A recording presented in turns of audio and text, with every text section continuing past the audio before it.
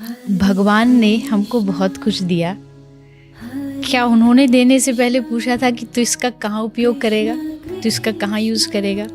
नहीं। हमें नहीं पता कि ये कहाँ यूज़ करने वाला है भिखारी, लेकिन उसको तो पहले से पता था कि हम कहाँ यूज़ करेंगे। हो सकता है नशे में कर रहे हैं, हो सकता है गलत कामों में कर रहे हैं, फिर भी उसने दिया क्योंकि ये उसका स्वभाव था।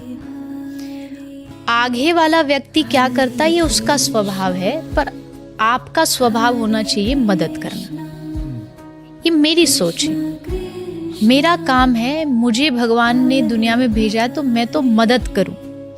पहली बात तो आप, जैसा आपने कहा, आपकी जेब में पैसा है, ये कितनी बड़ी बात है।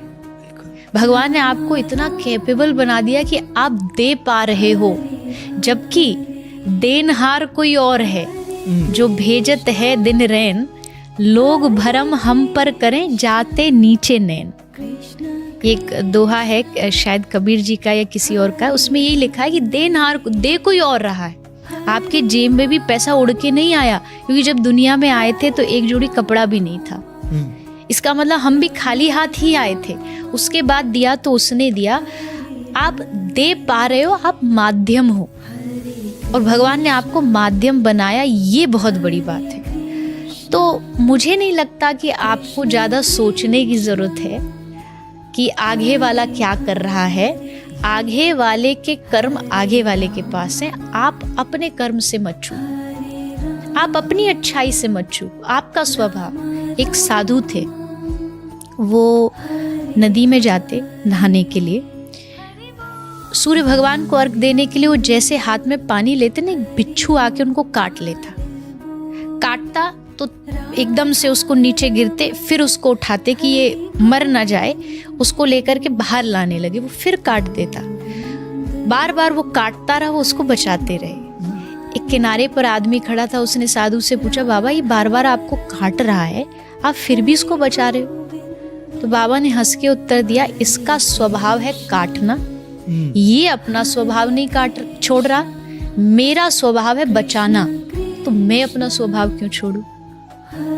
अगर सामने वाला गलत कर रहा है और मैं उसके लिए अपना जो स्वभाव है, अपनी जो अच्छाई वो छोड़ दूं, तो घाटे का सौदा है। इससे बड़ा घाटा कोई नहीं हो सकता।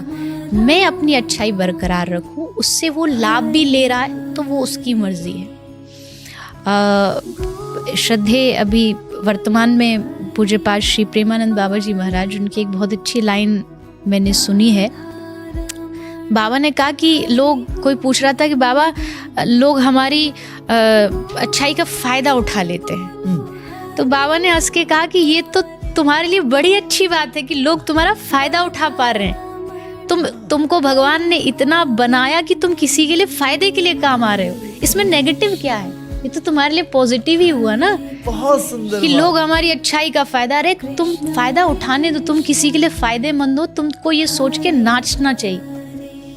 तो मुझे नहीं लगता कि आपने बिल्कुल सही कहा, इस चीज में दो पार्ट हैं, दो लोगों की वर्ग बट चुके हैं। एक कहता नहीं इनको नहीं देना चाहिए, मैं कहती हूँ देना चाहिए। अगर भगवान ने आपको दिया है तो, भगवान ने आपको सामर्थ्य दिया है तो आपको आगे उसको देना चाहिए, और ये सोच के देना चाहिए आप नहीं दे रहे हो। मान लीजिए कोई दान कर रहा है, पैसा दे रहा है, वो क्या सोचता मैं दे रहा हूँ, लेकिन ये एग्जैक्ट वैसी बात है जैसे एक बस जा रही है, एक आदमी विंडो की साइड बैठा है और एक विंडो से दूसरी साइड में बैठा है। एक भिखारी विंडो पे खड़ा होकर भीख मांग रहा है, जो विंडो वाला व्यक्ति है वो नहीं दे रहा, पर जो उधर वाला बैठा उसके मन में आया, उसने 50 रुपए निकाले और वो भिखारी को देना चाहता था, पर उसका हाथ वहां तक पहुंच नहीं रहा, तो उसने जो विंडो वाला आदमी था उसको दे दिया कि तू दे दे भैया। उसने जब वो 50 रुपए भिखारी को दिए तो भिखारी ने क्या सोचा, कौन दे रहा है? यही जो विंडो वाला, ये विंडो वाला है।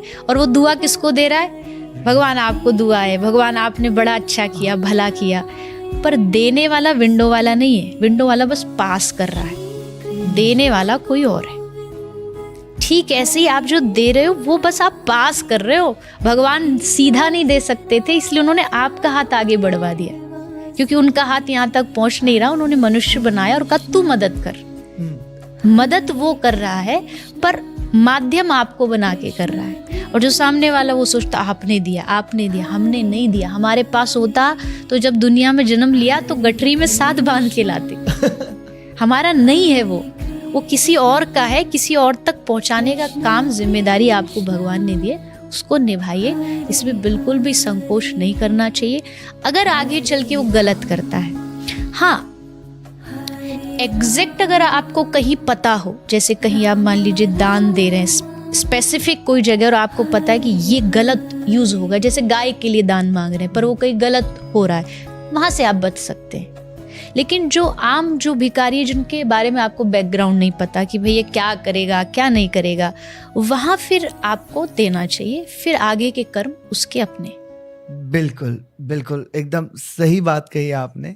इसमें एक बार लोगों ने मेरे को जो बोला वो ये था कि अपंग जो होते हैं, जिनमें किसी तरीके की डिफॉर्मिटी है, वो खुद से काम नहीं कर सकते, तो हम उनको दान देंगे। तो फिर जब ये आया और मैं सोचने लगा तो मुझे दिमाग में आया कि अगर मैं कहूँगा और हम पूरा समाज कहे कि सिर्फ अपंग को ही दान देंगे, तो जो लोग अगर ये बिजनेस चला रहे हैं तो वो जो लोग सही हैं उनको अपंग कर देंगे।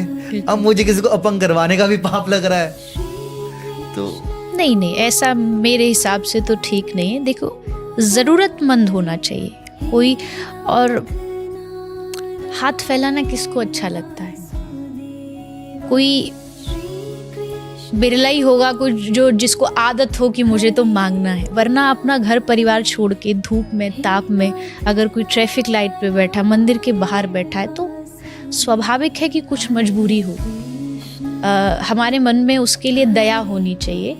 आगे चल के वो गलत भी करता है तो भी भगवान तो देख ही रहा है ना, उसका तो कैमरा चालू है, वो उसका दे देगा। पर हमारे मन में दया होनी चाहिए कि इसका परिवार शायद मेरे 5, 10, 20, 50 रुपए देने से अगर चलता है और भगवान मुझे वो मौका दे रहे तो मैं क्यों चूकूं। बिल्कुल